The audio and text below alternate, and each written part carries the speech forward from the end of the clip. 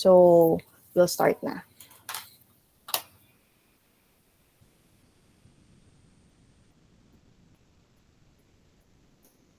Six. Okay.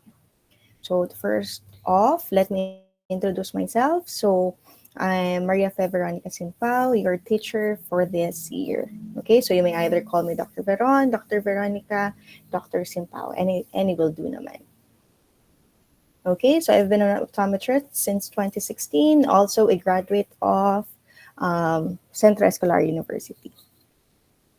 And I've been a CU faculty member from 2016 up to the 2020, right during pandemic. And I just returned 2023 up to the present. So I studied pediatric optometry post-grad at Cardiff University in Wales last 2022 and also had my certification. So I have a professional certificate in pediatric eye care from the College of Optometrists. Okay, so my CE work hours. So I am not always in school. So usually my schedule is only every Monday and Wednesday during our class. So if in case you need to contact me, you have any concerns or any questions regarding our class, you may either message me here sa instructure or through my university email, mtsimpao@ceu.edu.ph. Okay, so if you have any concerns or any clarifications, do not hesitate to message. There might be times na baka late lang ako nagre-reply, pero I make sure to answer all your inquiries as fast as I can. Okay? So our class is actually hybrid. There will be times that we will be having our online class and there will be times na mag-face-to-face tayo. Okay? But in case for online class, this is our house rules, which I think can also apply to during our face-to-face class. Okay? So always be in your proper attire as you enter our classroom. Always, if in case face-to-face, I think hindi naman kayo papapasukin ng mga guards if in complete uniform kayo. But here in our online class, as much as possible, please be in your proper attire. Okay? Then as you join the virtual meeting, please mute your microphones. So as always, please let me know your presence by saying something on the chat box, either present, good morning, since I cannot personally check every student kung online lahat. Okay? So if in case there are any technical issues, you cannot hear me, there are no visuals, always inform me by sending messages on the chat box. Then, okay, if you have any questions or concerns, if nahihiya kayo, you can write it on the chat box. Or if you want to ask the question directly, you can always click the raise hand button to get my attention. Okay? So reminders, please follow the virtual class house rules. All communications will be logged through Canvas. Okay? Para at least meron tayong mga proper documentation. Then, I always check the announcement board. So gaya ng sabi ko, I am not always in school. So if in case I need to announce something regarding our class, change in schedule, change in classrooms, or in case may mga requirements akong papadala sa inyo, always check the announcement board, especially since I don't know all of you yet personally. I don't know kung, I think baka wala pa kayong class president, so baka wala pa akong mode of communication sa mga magiging leaders ninyo. So always na lang, all announcements will always be on the announcement board. So our classroom is a safe, no judgment zone. So if you do not understand the lesson or need any clarifications, do not hesitate to ask questions, okay? So usually ako kasi I tend to talk fast. Mabilis ako magsalita. I usually explain it very fast. I'm not sure if yung iba nakukuha agad yung explanations or there are others na sinasabi para ako hinahabol. Mabilis ako. I tend to talk fast always. So in case lang that you did not get our topic, do not hesitate to raise your hand, to write on the chat box. Doc, can you repeat that? Doc, pwede bang, hindi ko naintindihan, pwede pa explain ulit. It's no problem for me, okay? So as long as you're learning, as long as you want to learn from this class, huwag kayo mahihiya. Kasi this pediatric optometry is one of a subspecialty of optometry wherein you need to be prepared for your next semester and for your practice in the future. So in case lang, huwag kayong mahiya na hindi nyo naintindihan, gusto nyo ipaulit, gusto nyo ipa-repeat yung topic, or if you have any questions, kahit sa tingin nyo it's not important, believe me, it will be, kasi every small question or everything na akala nyo is walang kwenta when it comes to this topic, it might be a big lesson for you, okay? So always do not hesitate to ask questions. So please attach your pictures on your profile para at least I can place a face on the names na nakikita ko sa screen, okay? So please be punctual. So tayo kasi it's a 7 a.m. class, no? So medyo maaga. There are others na I think possibly are still sleepy or baka groggy pa. For online classes, I usually give at least 10 minutes to 15 minutes allowance for those na hindi makakapasok on the 7 a.m. start. If in case for online class kasi there might be some technical issues or there might be some problems kaya hindi kayo nakapag-log in on 7 a.m. Possible baka nawala ng connection, nagkaroon ng problem sa gadgets ninyo, nag-hang. Pag gano'n naman, I usually give 10 to 15 allowance before we start the class. Okay? Pero I hope you can always be punctual as long as you can. Okay? So this is a very important rule for me. So always accomplish tasks on the given time. No extensions tayo. Usually if I give an assignment or a written coursework, usually I make sure that the allowance I give is enough. No? Hindi naman ako magbibigay ng sobrang dami activities and the deadline is too short. So usually I give an enough allowance. So I know naman some when it comes to your subjects this year, possible lahat kasi proper subjects na, no? So in case lang, there's always an allowance. So there should be no excuse for you to not submit the assignment on time. Okay? Hindi ako tumatanggap ng late submissions, especially if I know enough naman ang allotted time ninyo. Okay? So always no late assignments. Unless na lang if you had a family emergency, if you had a medical emergency or any sa tingin nyo, if you have any reason, you can always chat me or you can always email me if in case you have your medical certificates or if in case kung ano man yung reason bakit hindi kayo nakapag-submit on time. So usually I accept naman if the excuse is valid. So always follow the given instructions. So here I always want you to give your 100% performance, especially I want to prepare you in the future wherein kapag nakapag-handle na kayo ng patients or nakapag-handle na kayo ng pediatric patients, you would have the mindset na, okay na to, nagawa ko na yung exam, tapos na. After nun, wala na kayong pakialam. Okay? So, always, as much as possible, do your 100%, kahit paperworks man yan, kahit any activity, always do your best. So here, this is an interactive class and always participate on class discussions. Nga pala. For your assignments or for your quizzes, as much as possible, as I've mentioned kanina, do your best since binabasa ko isa-isa yan. Kahit essay man yan, mga any activity, isa-isa kong binabasa yan.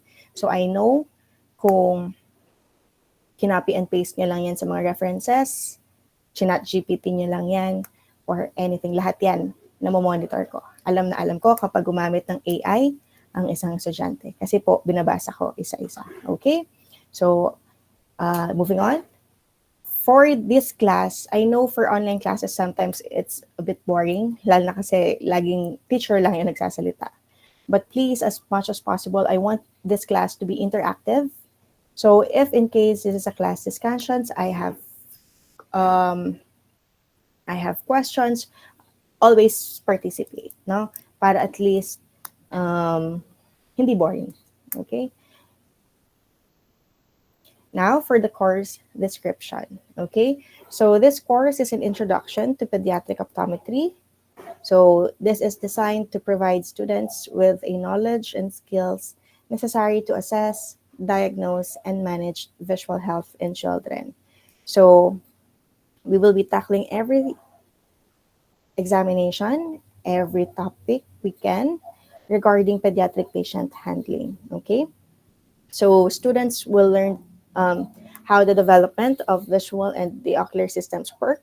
So ano din ba yung mga advanced clinical techniques for pediatric eye exams. So okay, so here we will be discussing ano ba ang kailangan gawin for this certain age group, ano ba ang kailangan nating makuha for this type of patient. Okay, so how the course will be delivered.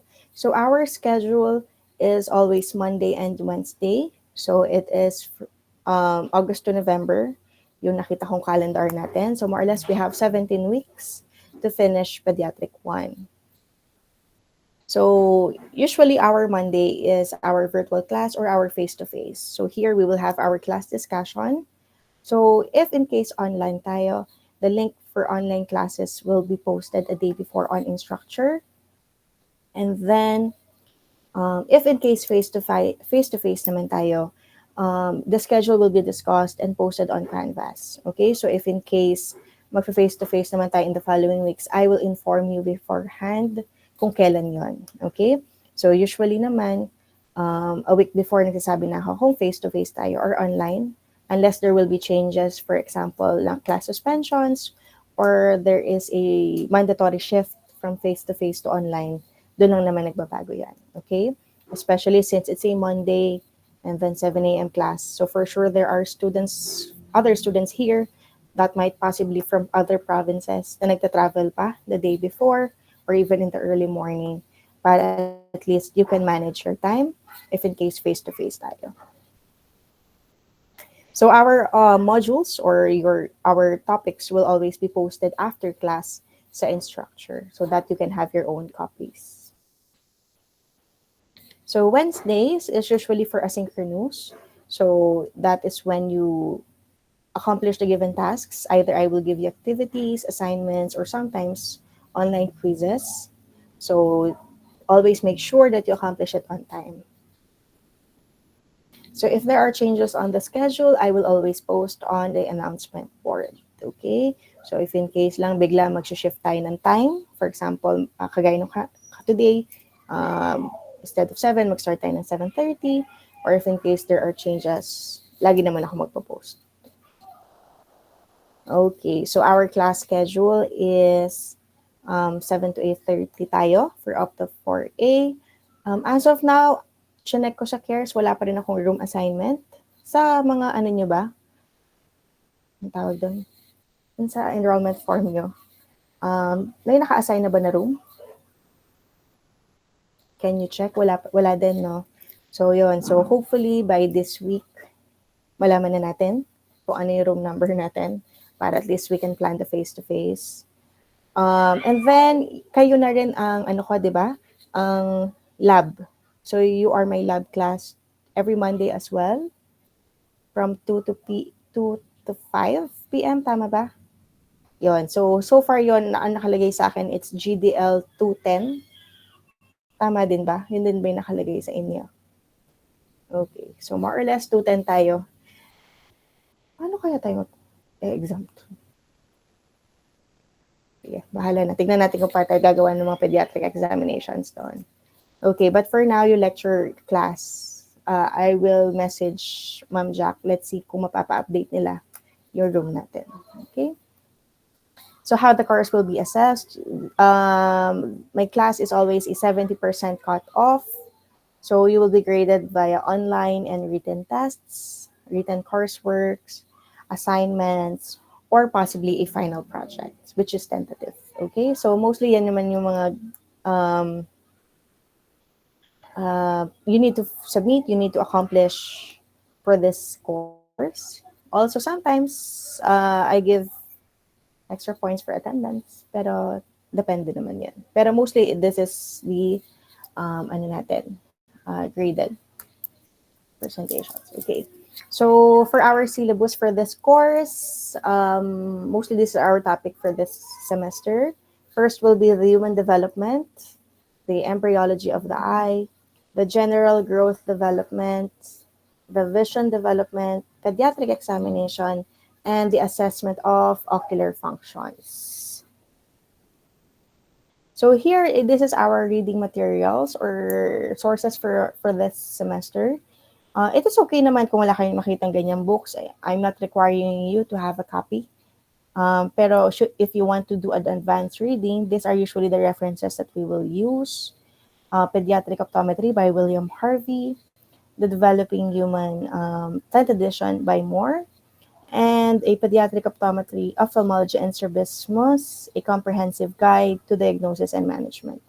Yung Pediatric Optometry by William Harvey, if I'm not mistaken, meron atang copy nito sa library. So if you want to do advanced reading, you can borrow that. Yung last kasi yung Pediatric Ophthalmology and Strabismus, this is a book I got actually from UP Manila, from their ophthalmology department. So I'm not sure if makakuha kayo ng copy. Pero in case naman, I'm not requiring you to have this book since yung modules naman natin, I will be giving you a copy for you to have your guide. Okay?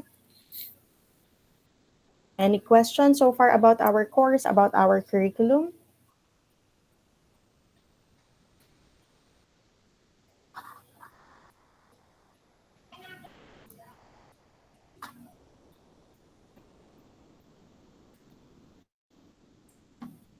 Okay, so far no questions.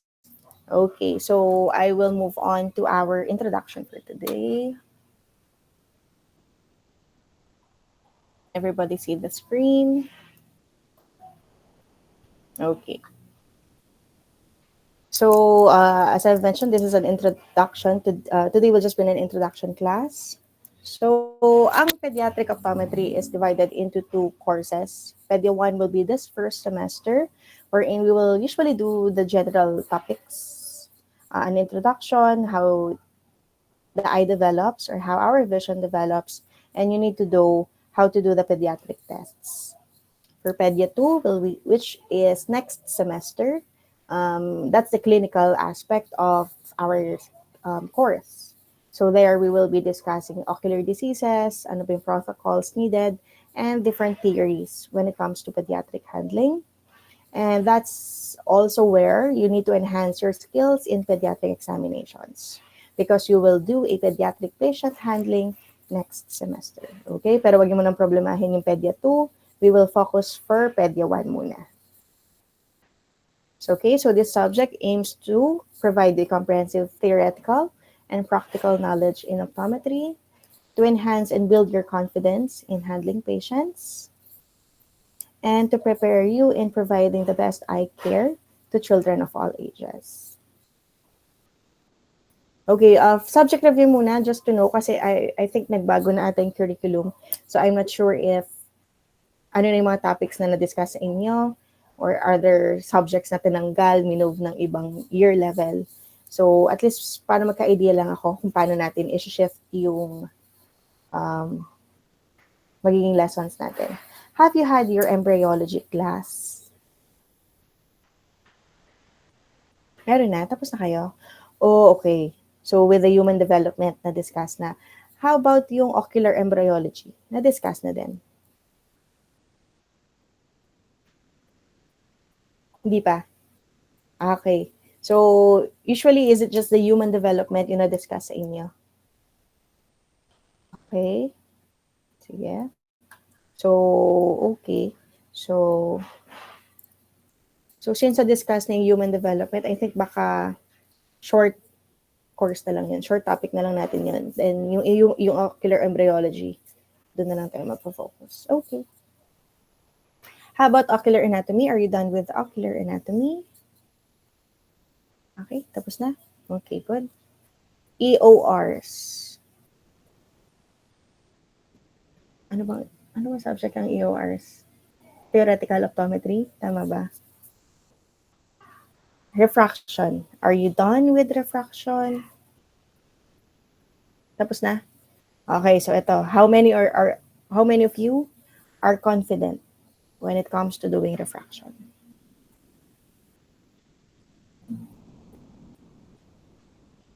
Wala. Okay, so I think most of you are still,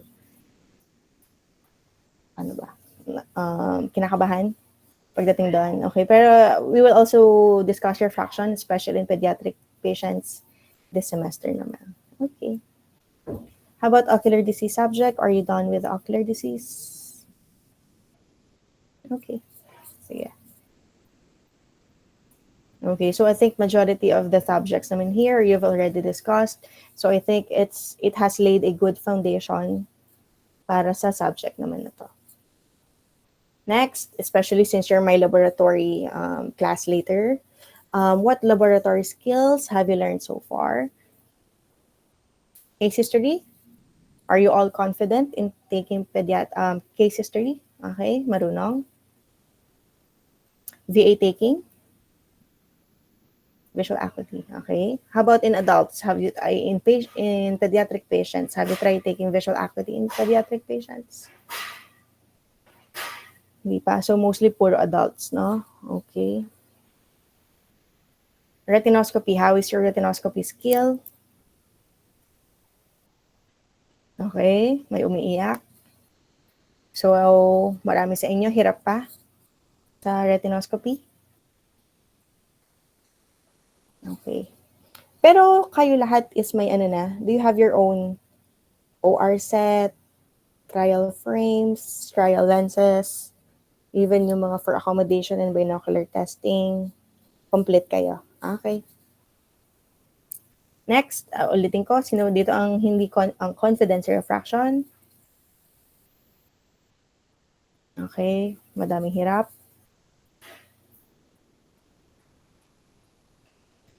How about accommodation tests? Are you all familiar with accommodation tests? That is the usual, no? Yung NPA, AOA, VT21. How about accommodation tests for children? Di pa. Okay. Next, we have binocular vision tests. Have you done binocular vision tests? Hindi lang yung NPC ha. Have you tried the MADOX? This, the word for that. Yung mga ganon, na-try nyo na. Okay. Color vision test, which I think you are all familiar naman. Have you tried any color vision test besides Ishihara? Wala. Or hindi kayo familiar sa Ishihara or sa other color vision tests? Okay. Are there other tests na hindi ko na-mention that you think you are not yet confident or something that you think you need to improve, especially this semester?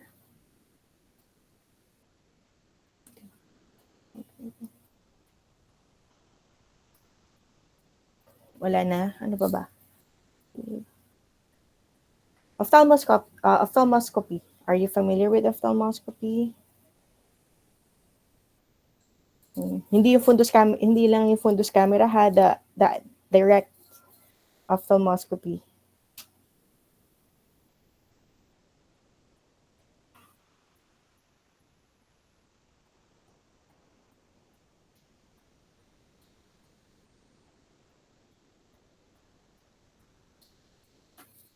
Okay.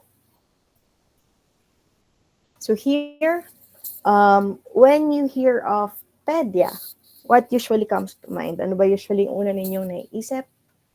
Or what's your usual reaction? Meron ba?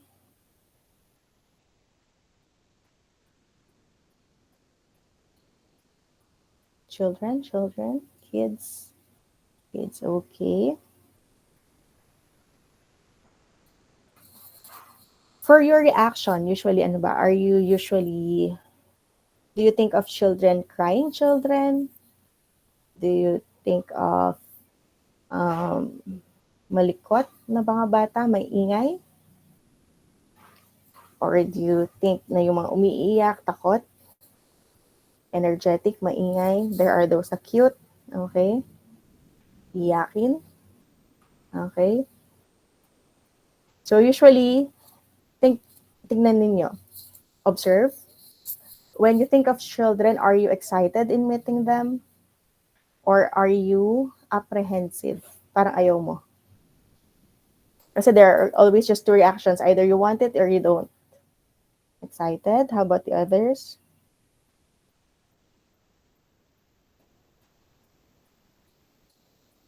Excited? Okay.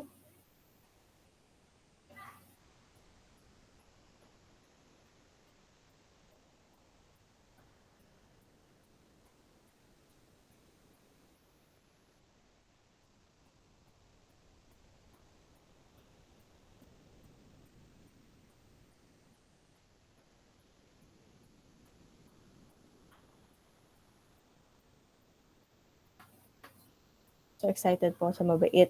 So pag hindi mabait, hindi ka excited.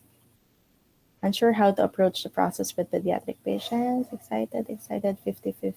Okay. Ayaw ko po sa bata. Okay. Excited. Okay. So I think siguro I think half is excited, half is apprehensive, which I think is very normal. Which I think I hope to be able to help you by the end of this year para sa mga takot or para sa mga apprehensive when it comes to pediatric patients. So usually the first reactions either is you're happy, you're not, or you're scared. Okay? So usually those are the common reactions. No? Hindi lang actually na normal adults for those na um, mga working population, mga teenagers, usually ganyan lang yan. But when it comes to optometrists, usually ang reactions lang nila kapag dumarating ang mga patient sa clinic is either they accept the patient or they reject the patient. No? So that is something for you to ponder on after the year is over. If in the future will you have the confidence to accept the patient or to reject the patient after. Okay? So why pediatric optometry? Bakit kailangan ba nating aralin ang pedia? Hindi ba kung ano rin naman yung mga tests na ginagawa natin um, for adults is magagawa na rin naman natin for pediatric patients? Sa tingin nyo, magkaparehas lang ba? Yung refraction ba sa bata is different sa refraction ng adults? Yun bang binocular or accommodation tests is different from pedia in an adult patient?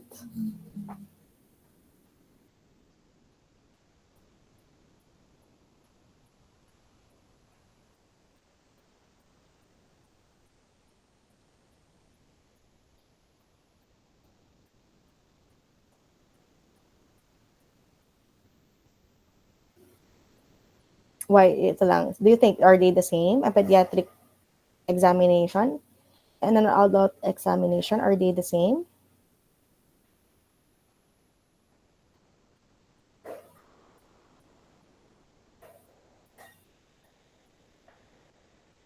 Okay.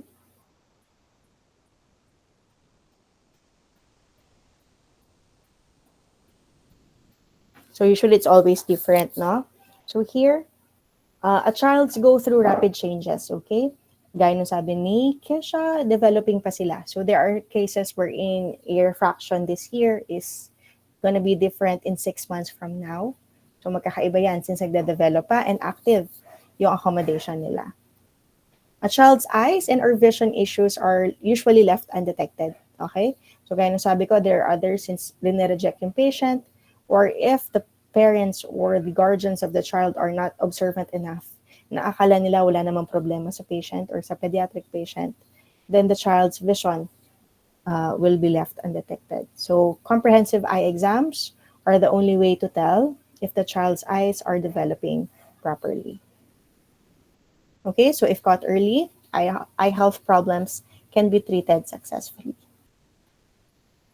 So vision has an enormous impact on the social, motor, cognitive, and academic achievement. So you as eye doctors or future eye doctors can help the child ensure a successful future. Okay? So you might not know it yet, pero sometimes kung nagawa niyo ng tama yung mga test, or if you were able to give the proper management to a child, then it would play a big role on their development years. Okay? So, quiz bilang muna, just for you to know. Tignan ko lang kung ano yung mga alam ninyo for pediatric optometry. I think these are just some multiple choices lang ata. So, let us see lang. Tingnan ko lang. Do not be afraid kung di nyo alam yung answer. Pwede naman kayo manghula. Try nyo lang. Tingnan natin. So, what is the typical refractive error in newborns? Is it A, myopia, B, hyperopia, C, emmetropia, or D, astigmatism? Okay? So, I think lahat maalam. This is letter B, hyperopia. Okay? So here, what is the best way to manage an uncooperative toddler during an eye exam? Pag ba ayaw na niya, reschedule the appointment, use sedation, patulugin, or pakalmahin, use engaging toys, or force restraint. Okay, tama. Use engaging toys. So what is the normal behavior of a newborn's eyes in the first 2 months? Is there perfect alignment? Is there random drifting or crossing? Is the child fixating and following consistently? Or is there full binocularity? Okay, good. So there is random drifting or crossing. Okay, so ito, true or false? A child can be born with a refractive error like hyperopia or myopia.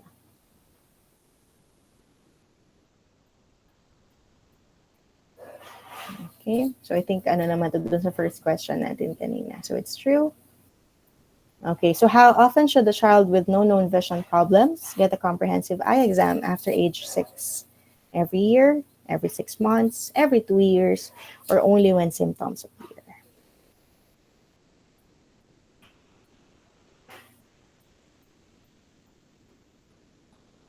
Okay, so majority of you answered B. Usually the recommended is actually every year. Okay, since there is no known symptom, there is no symptoms, there is no complaint from the patient naman. So usually you would either schedule it na lang talaga every year before, preferably before the year starts, before the school year starts, okay? Unless lang within that school year nagkaroon na siya ng complaint, then that is the time na kailangan you would do a full workup. So which of the following is a risk factor for developing amblyopia?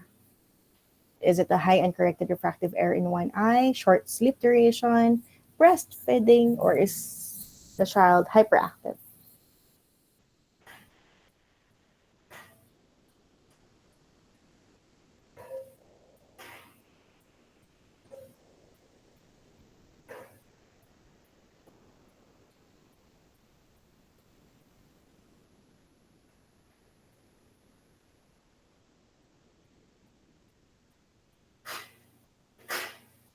So the answer is high uncorrected refractive error in one eye. Okay, next. This is used to test what?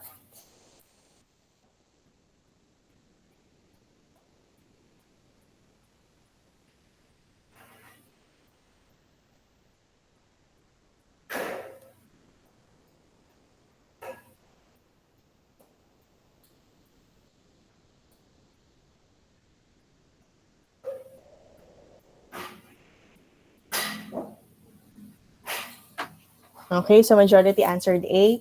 This is actually a test used to test the visual acuity of the child. Okay? So, isa naman ito sa mga i-discuss natin this semester. And last, this is used to test what? Color vision, accommodation, contrasts, or stereopsis.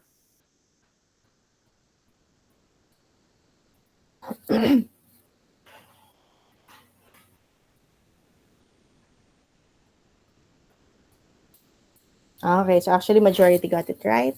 This is stereopsis. Familiar na kayo sa test na to? Have you done this before? Have you discussed this before?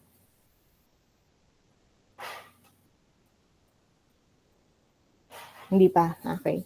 So, yun lang. This is actually a test just for stereopsis, which is one of my favorite tests. Yun nga lang, walang ganito kasi sa, ano natin, walang ganito sa school natin.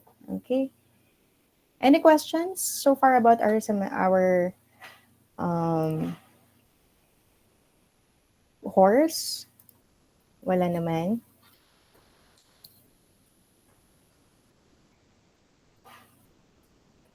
Okay. So before I end the class na lang, I have the unofficial class list. Pero usually kasi during the first day, I don't usually do attendance kasi baka may mga late enrollees. Pero so far kasi ang nakalist sa akin na students is 28 plus more or less mga nasa 40 to 44 patients to. We'll just check na lang, no? So I will just say your surname. You can either say present, raise your hand, or any, ano naman, or any, raise your hands or say present na lang, ha? Or you can also just raise my attention na lang. Let's see lang.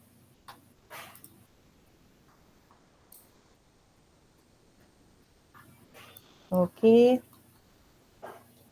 Section 4A. Acevedo Ananelia. Good morning po, present. Present po.